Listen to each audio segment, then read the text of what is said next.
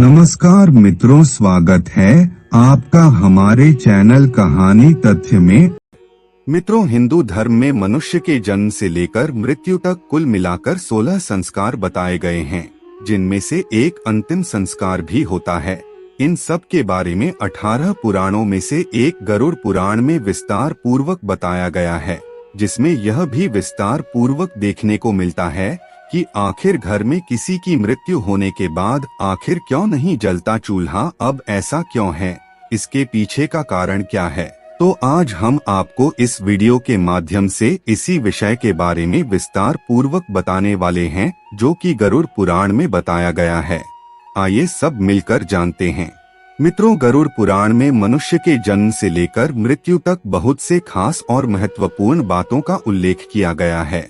सनातन धर्म में जब किसी भी व्यक्ति की मृत्यु होती है, तब उस घर में गरुड़ पुराण का पाठ किया जाता है और घर में चूल्हा नहीं जलाया जाता।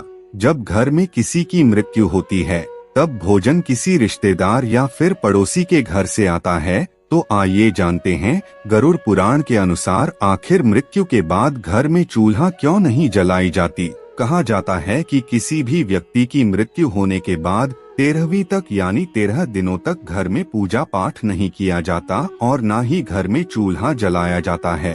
जब तक मरने वाले की आत्मा मोहमाया से मुक्त नहीं हो जाती, तब तक वहाँ चूल्हा नहीं जलाई जाती। इसके साथ यह भी कहा जाता है कि किसी की मृत्यु के बाद उनके घर में चूल्हा इसलिए नहीं जलता ताकि परिजन के सारे सदस्य साथ बैठकर इस दुख को झेल सकें।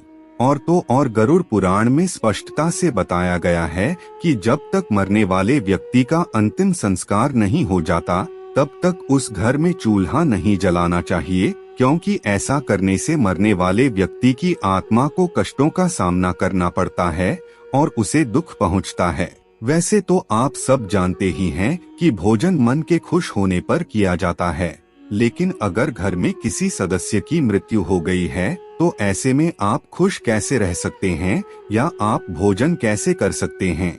और अगर आप ऐसे में भोजन कर लेते हैं, तो आपके आसपास रहने वाली आत्मा को कष्ट होने के साथ साथ गुस्सा भी आ सकता है, जो आपके और आपके परिवार के लिए कोई बड़ी परेशानी भी उत्पन्न कर सकता है। इसलिए सभी तरह की परेशानियों से लोगों को बचाए रखने के लिए घर में मृत्यु के बाद चूल्हा जलाना मना किया गया है। मरने वाले व्यक्ति का किया जाता है पिंडदान।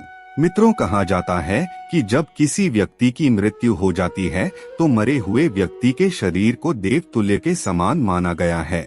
ऐसे में उनका सम्मान तभी होगा जब आप उनकी पूजा पूरी विधि विधान के साथ करेंगे। ऐसे में यह सब किए बिना आप भोजन ग्रहण कैसे कर सकते हैं? अगर आप ऐसा करते हैं, तो उस देवता समान शरीर का अपमान होगा। वही अगर बात करें विज्ञान के अनुसार, तो माना जाता है कि किसी भी शरीर के मृत्यु हो जाने पर उल्टी क्रिया शुरू हो जाती है, जिसके बाद शरीर में मौजूद तत्व आपस में मिलकर बैक्टीरिया उत्पन्न करने लगते हैं, जो कि लोगों को दिखाई भी नहीं देते, और वह सारे बैक्टीरिया बिना दिखाई दिए पूरे घर में फैलने लगते हैं।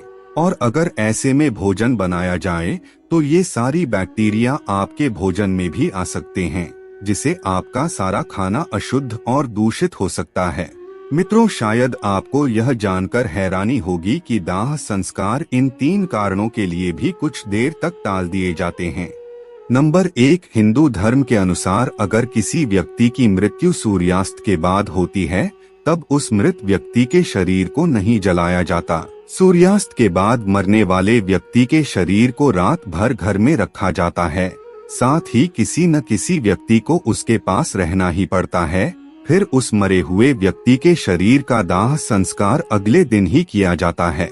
गरुड़ पुराण के अनुसार अगर किसी व्यक्ति की शरीर को सूर्यास्त के बाद जला दिया जाए, तो ऐसे में उस व्यक्ति की आत्मा नरक में निश्चित ही जा सकता है, जिसके बाद उसे मुक्ति पाना काफी मुश्किल होता है। कहा जाता है कि उसके बाद ऐसी आत्माएं और राक्षस, दानव और पिशाच की योनि में जन्म लेती है। नंबर 2, अगर किसी व्यक्ति की मृत्यु पंचक काल में हुई है, तो पंचक काल में व्यक्ति के शरीर को नहीं जलाया जाता, अर्थात उसका अंतिम संस्कार नहीं किया जाता।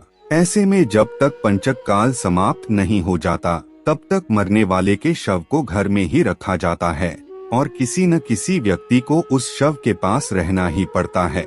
गरुड़ पुराण के साथ साथ कई और धार्मिक ग्रंथों में भी बताया गया है कि अगर पंचक काल में किसी व्यक्ति की मृत्यु हो जाए तो उसी के साथ उसके खानदान में 5 दूसरे लोगों की भी मौत हो जाती है। इसी डर के कारण लोग पंचक काल के खत्म होने का इंतजार करते हैं।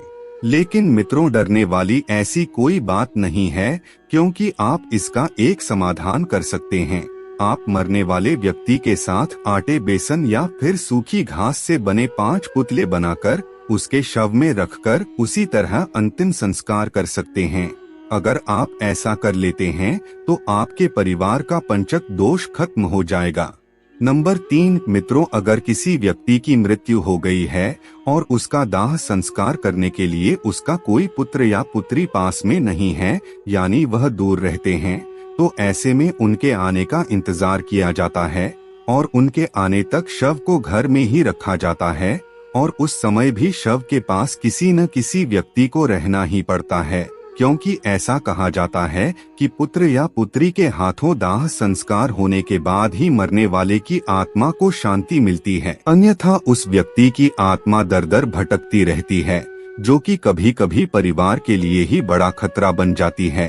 साथ ही साथ अगर मरने वाले व्यक्ति के शव को अकेला छोड़ दिया जाए तो उसके आसपास लाल चींटियां या कोई दूसरे पक्षी या फिर पशु आकर उस शरीर को खा सकते हैं। इतना ही नहीं, उस शव के आसपास भटकती हुई आत्मा भी उसके शरीर में प्रवेश कर सकती है, जिसकी वजह से मरने वाले व्यक्ति के साथ साथ उसके पूरे परिवार को भी कई तरह के समस्याओं का सामना करना पड़ सकता है।